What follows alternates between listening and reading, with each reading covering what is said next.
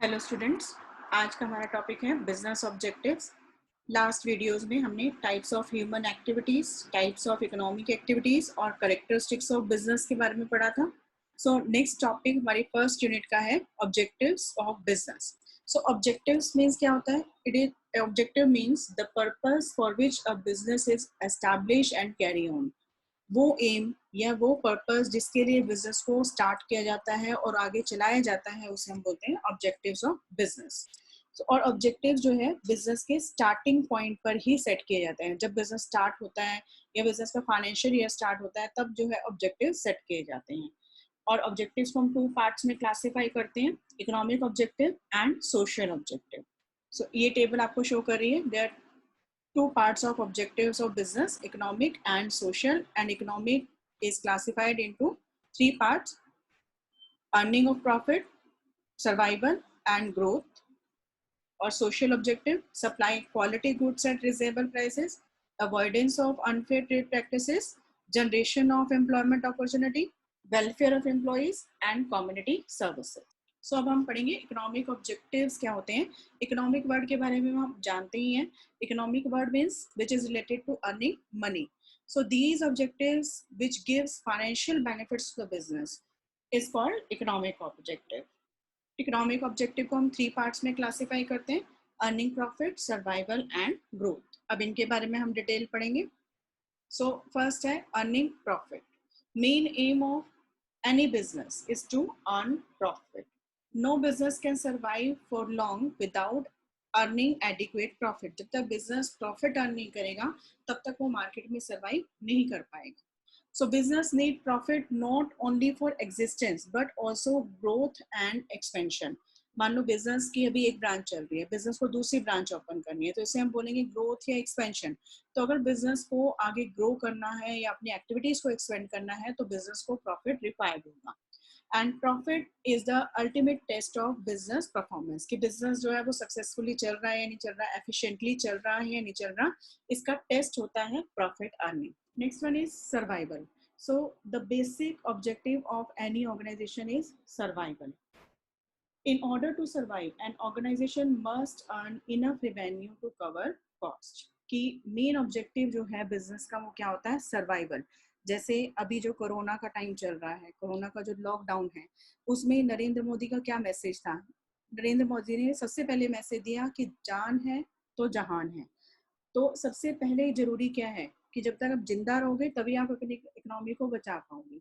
Same चीज है कि बिजनेस के लिए सबसे पहले सरवाइव करना जरूरी है मार्केट में, तभी वो आगे बढ़ पाएगा, अपनी एक्टिविटीज को आगे एक्सपेंड कर पाएगा।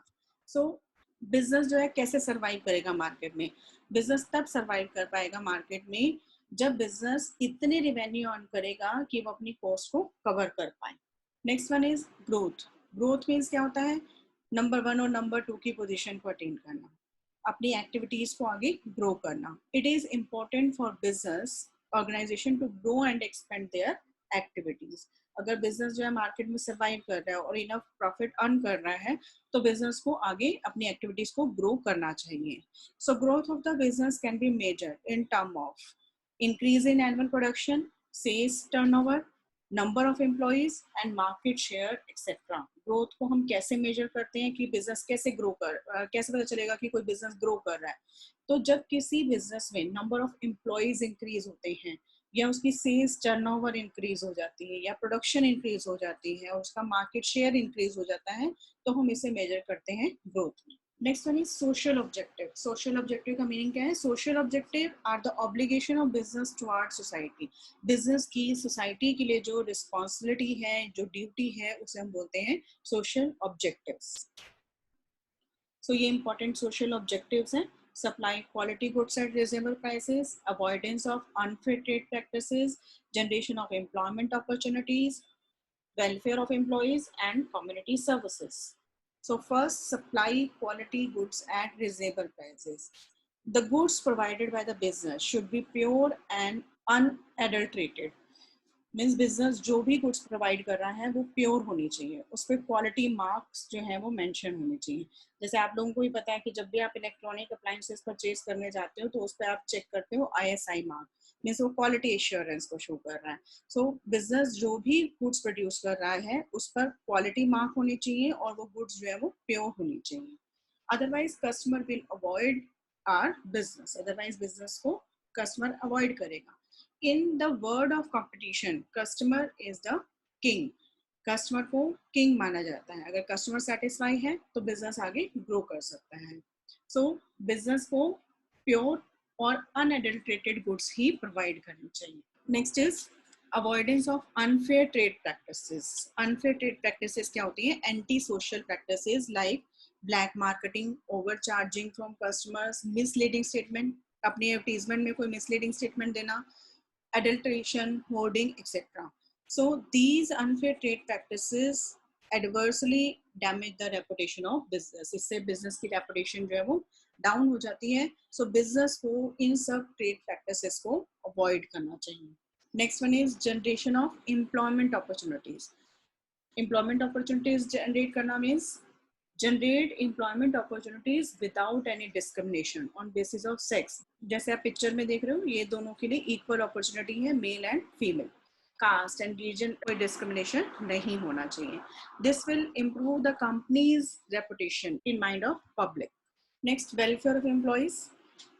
Beside providing fair wages, the business should also provide good working condition like canteen facility, housing facility, transport and medical facility, create promotion avenues to the employees. So this will help the business to win the confidence of the employees and ensure their complete dedication to work. Means अगर आपके employee satisfied रहेंगे तो आपके organization को छोड़कर नहीं जाएंगे। और परमानेंट एम्प्लॉयज होने से बिजनेस के रिसोर्सेज वेस्ट नहीं होते हैं, बिजनेस को बेनिफिट रिसीव होता है उसके। तो बिजनेस को एम्प्लॉयज के वेलफेयर के लिए वर्क करना चाहिए, उन्हें गुड वर्किंग कंडीशंस प्रोवाइड करनी चाहिए। Next is community services. business establishment sometimes undertake community services as a part of social obligation. These include setting up schools, अपने आसपास के एरिया में स्कूल सेटअप करना, हॉस्पिटल्स, मेंटेनेंस ऑफ पार्क, जो आसपास के एरिया में आपके पार्क्स हैं उनकी मेंटेनेंस करना, and promote art and sports event. All these activities add to the reputation and public image of the business. इससे business की reputation better हो जाती है. Thank you. Stay home, stay safe.